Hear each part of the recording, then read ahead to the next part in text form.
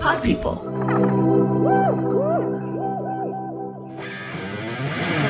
Today on What Fresh Hell Is This? Nepotism babies. Acknowledge your privilege, scumbags. Check your feelings at the door. You can fuck right off. Also, Mercury is no longer in retrograde, so all of my problems are solved? Ugh, Christ. What fresh hell is this? Hello and welcome to What Fresh Hell Is This with me, Stanzi. I hope that you have all been having a good week so far.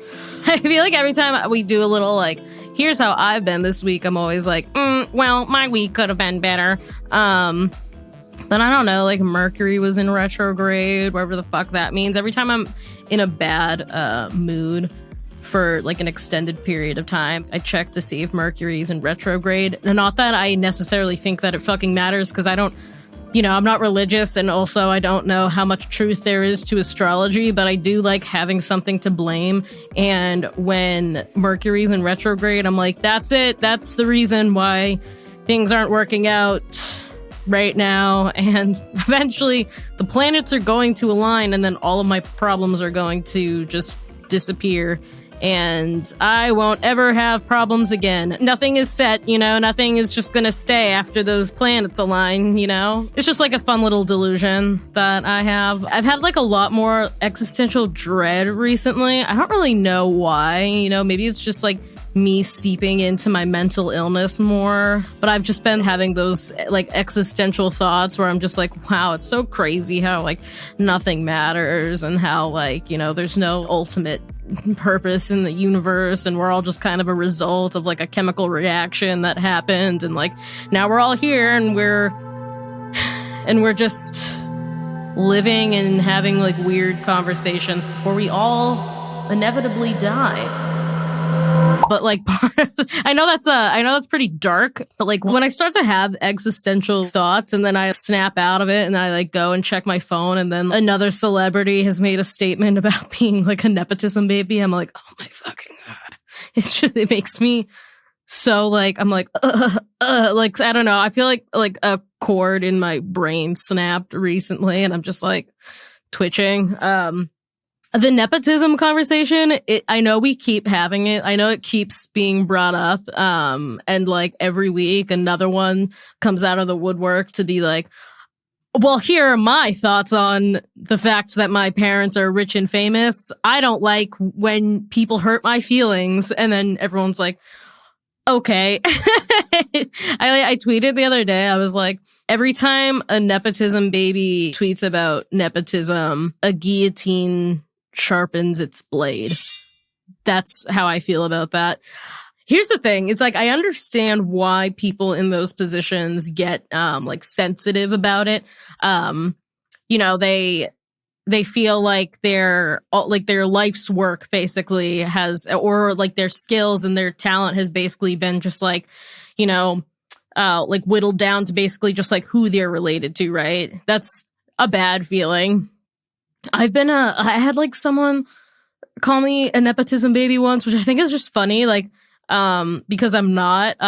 Both my parents are they're just I don't know, they're just random people who just have normal jobs. And I just started from doing community theater, but I was just because I'm successful online doesn't mean that I'm a nepotism baby. But I just thought it was funny. They were you didn't have to work for anything, and I was oh no, I did. Don't worry. I didn't. I think the only nepotism I had was maybe when my dad worked for IKEA, we got discounted furniture that would break a week later. So if that's nepotism, my bad. I acknowledge my privilege. I understand. I understand that it feels bad when someone's coming after maybe your skills or whatever, but the nepotism conversation isn't about nepotism babies being untalented. It's just about the fact that you already had an in the industry. You had a way for you to get into the industry because of your parents, because of your last name, because who you're related to. I don't think that it means you're an inherently like untalented or bad person. It just means that like, you know, a path has clearly been like made for you. And I don't think that's a bad thing to acknowledge. Like Jamie Lee Curtis like came out and was like, this conversation about nepotism is designed to hurt people. And I'm like, no, it's not at all. It's just about talking about how some people have like a really great, beautiful, successful road just like built out for them because of who they're related to. And that's okay to acknowledge and talk about. Actually, like Allison Williams, I think, had one of like the best takes on it recently. Allison Williams from Girls, and she was also in the recent movie Megan, which was fucking awesome, by the way. She basically said that like, if you're confident in your skills and your talent, then it shouldn't be a hard thing to admit. It shouldn't be a hard thing to acknowledge like that you had like an advantage in the industry just by like having the parents that you do, you know, having the relations that you do. Because when you are, you know, a child of nepotism, you have access to things that normal people don't have access to, whether it be like, you know, your parents being friends with producers and like directors, and like, you know, naturally you just kind of fall into that, and that's okay. I mean, Tom Hanks also like made a statement. He was like, the industry, the entertainment industry is kind of like a family business for us, because he has, you know, his kids are Colin Hanks and Chet Hanks, which is like, Colin and Chet Hanks are sort of, in my eyes, like if you've ever seen A Year Without a Santa Claus, they're like the heat miser and the snow miser. And obviously Colin Hanks would be the snow miser because that's the like more like charismatic one. Like he was like a little silly and like funny, and then the heat miser is kind of like the heat miser's the one that sucks. Like the heat miser sucks. I know they both do the same song. They both have the same song. Literally, it's the same exact thing. They have their little, I don't know, like henchmen, the smaller versions of themselves that are like, yeah, he's the snow miser. But it's the same thing. But for some reason, it's just like the snow miser hits different. And that's what Colin Hanks is. Colin Hanks is the snow miser. And then Chet Hanks, the like unhinged child, is he's the heat miser, the weird like heat miser who's just like, yeah, you're nothing compared to the snow miser. You're nothing, Chet Hanks. Moving on. But I'm like, okay, yeah, sure. The entertainment industry is like a family business for you, right? But that's like when you talk about like, oh, it's a family business, like that either sounds like you're talking about like the mafia, or you're talking about like a little mom and pop shop. Like, hey, it's a family run business. Mi amore and I, we run the pasta shop with all of the pasta. And that's not what they're doing. I'm like, you have millions of dollars and this is a huge industry, and now you have access to very elite things. It's not just like a little family business, right? Where you're just like making pasta from hands, and then big pasta tries to like run you into the ground, right? And then the community comes together to like uplift your little mom and pop pasta store, whatever the fuck Italians do, right? So it's just not the same. It's not the same, Tom Hanks. It's not. I heard that Tom Hanks is actually like a lovely person, but the nepotism like conversation just like really frustrating to me as someone who has been like doing this for like a really long time. I've been acting for like 21 years, right? And when I was growing up and doing this and like going through school and stuff, like my parents didn't have a lot of money when we were growing up. Like I had a single mom, you know, and she was raising like 3 kids like pretty much on her own. And, you know, my dad like struggled for a while too. And like both of them were just trying to like make money. And that really worried me because I was like, I don't know if financially I am capable of like achieving the life that I want. And like, I have these really lofty goals for myself, but I don't know if it's like feasible financially. Because it costs money to like put yourself to like into school and getting acting lessons and like when you're trying to make it, as someone who doesn't have any sort of footing in the industry, you're like, you have to deal with all this bullshit, like having like really bad jobs, like whether it be like, customer service jobs, like coffee shops or like waiting tables or whatever, because those are flexible jobs that allow you to go and have auditions somewhere. You need like a flexible job while you're kind of like hustling and trying to make it. It requires a lot of work, and there's like you're just like making no money and working overtime trying to make it, and you might not. And I think a lot of people like can't afford to suffer for such a long time in hopes that they'll like achieve their goals. And that's really sad, because what that means is that there are a lot of talented people in this world that will never get a chance to like show off their craft because they can't afford it. And that's sad. Then when a nepotism baby comes in and makes a statement about how it hurts their feelings when people talk about the fact that they have an advantage in the industry, I'm like, fuck you. Shut the fuck up. Like, you're in the industry. You have the thing that like people suffer and die for. You have the thing, and so no one really gives a fuck if your feelings are hurt right now. No one cares. No one cares. We will be right back.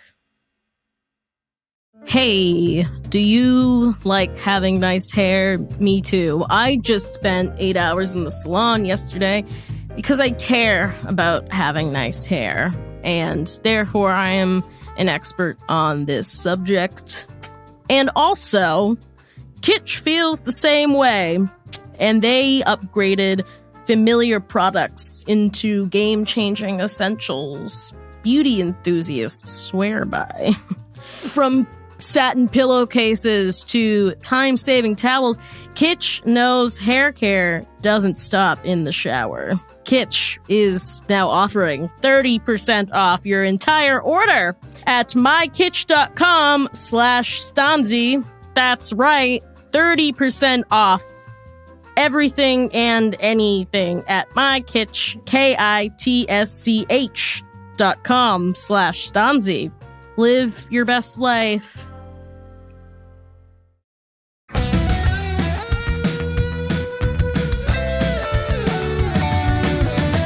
Welcome back. So it's just like a whole thing. And Jennifer Aniston like said something about that too. Oh my god, this made me violently angry. Because this is the other conversation that like a lot of like celebrities are having right now, where they're just kind of like, anyone can be famous nowadays, and that's stupid, and they're talking about like social media, right? They're talking about how like anyone can be famous because of like social media and how it's not like as special as it once was. And what they're really saying is that they don't like that their like fame and luxury life is more accessible to people. That's like what that means, right? She said something about like, there are no stars anymore. And I was like, that is just objectively not true. But the thing about like social media, right? There are a lot of untalented people, right, that are making videos online. It's, the social media like realm is very accessible to people. We all have social media. We all have a phone, right? So we can like easily kind of do that. But there are a lot of untalented people in mainstream media as well. But like, there are also a lot of really talented people on social media who are just like hustling on social media, trying to like get their work out there and noticed. And that I think is like the really beautiful aspect of all of this, is that like people like me, like scumbag dad, are able to put their, it's like you're able to just like put your work out there and have access to millions of people who like might see that and who really enjoy it. And you don't have to get it like approved by a studio or like get producers to back you. You can be your own actor, playwright, producer, director, editor, right? And that's awesome. That's like what I do with my work. I just think it's a great way for people to make a name for themselves without having to like struggle for years and years and years trying to break out into mainstream media. And celebrities think that's like stupid because now, like, you know, like for me, for example, you know, like I get invited to places, you know, like I just got invited to like the New York like Philharmonics or whatever for like a, you know, to go see some like classical music. And I got invited to like a cocktail hour for that, which like when I think about that, I'm like, wow, this is really crazy how drastically my life has changed in the past few years. Because like prior to this, I was like, I feel lucky when I'm not negative in the bank account. And I like was just in customer service, like hating my life, like wanting to die all the time, like so angry at customers, exhausted. Like I had so much like back pain and I was just stressed out all the time. And like just the anxiety and the dread of feeling like I would never make it out of this cycle of never having enough money. And now I like have my own apartment in New York and I get invited to places because apparently I'm like cool enough now that like people want to invite me to things. Like it's just like, it's really weird, but like celebrities, a lot of celebrities don't like that because now it's like their lifestyle is accessible to normal people. And that makes me so angry. That pisses me off so bad. And so, you know, this is just like, I really I've been thinking about this a lot. So I wanted to rant about this so bad. And this is just a great way to do it because it's my podcast and I can say whatever I want here and you just have to deal with it. But I was so like, I was like, oh my God, I need to just express this. I need to express this and just put it out there because it pisses me off so bad. I'm like, okay, so like we have to care about your feelings being hurt because like you just have like an advantage in the industry, but like also like you're mad that like people like me are using social media as like a tool to sort of like bypass all of like the struggles that one must go to like make it in the industry. Fuck you. Suck my dick.